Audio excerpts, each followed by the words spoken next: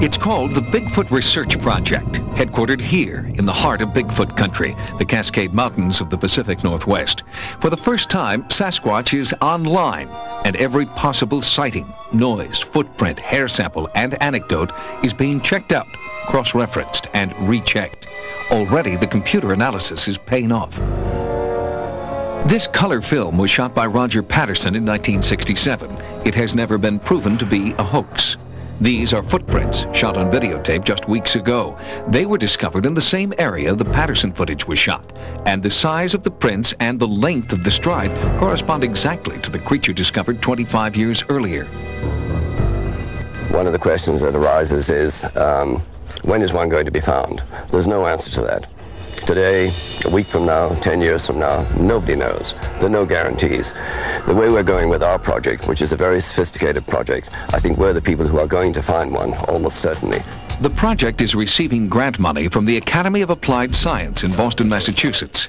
This prestigious institution believes Peter Byrne deserves a chance to bring one in alive. It's not easy. It's a very tough task to find one of these things. We're dealing with something which is shy, elusive, very wary of man, which has an enormous area to live in and to hide in, and it's not going to be found easily. While Sightings was shooting this interview, a call came into the project.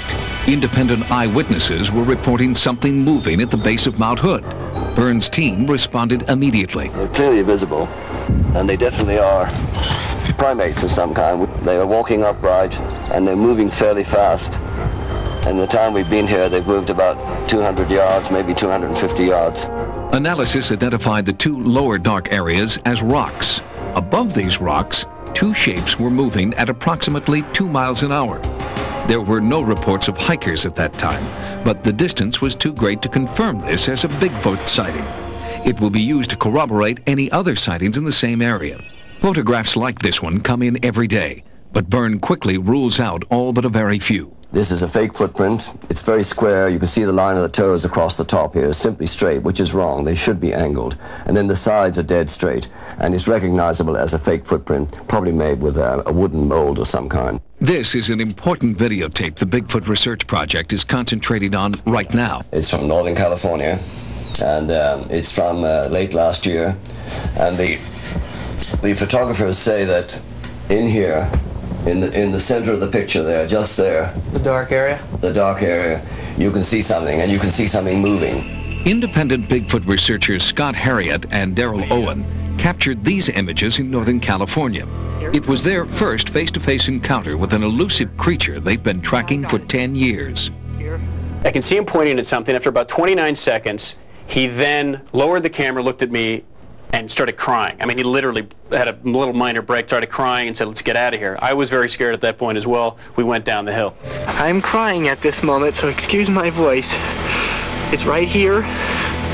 You can see it. Okay. The footage is being analyzed at Wonderfilm Design. Here, advanced computer enhancement technology allows researchers to take a closer look.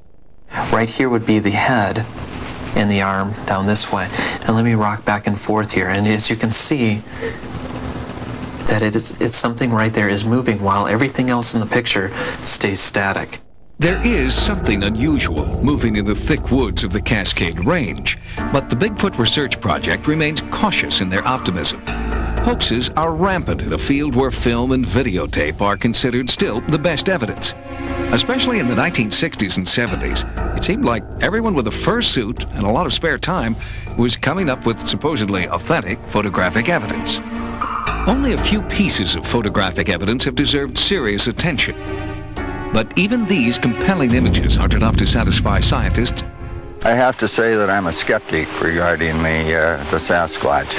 It would probably be, if we were able to verify its existence, the most exciting biological find of the century.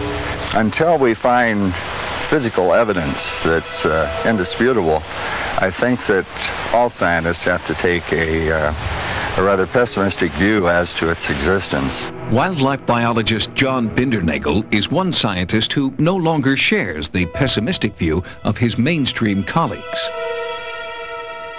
I was very slow to come out of the closet, very slow to talk about this. I was concerned about my employability.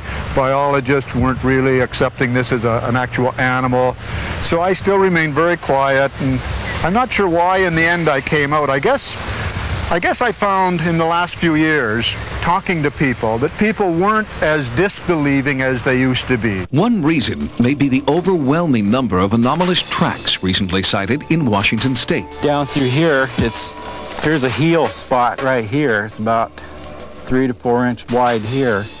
Comes up across, and here's a toe down through here. In this area. In this particular area, there are 2 that are hanging in this area here. They've been here for better than a year now that they've had people who have seen them. Skeptical scientists put Bigfoot into the same mythological creature category as leprechauns, fairies, and gnomes. But Bigfoot researchers ask, when was the last time you saw color film of a leprechaun? Have you ever seen the footprints of a gnome? Well, of course not. Bigfoot is different, they insist.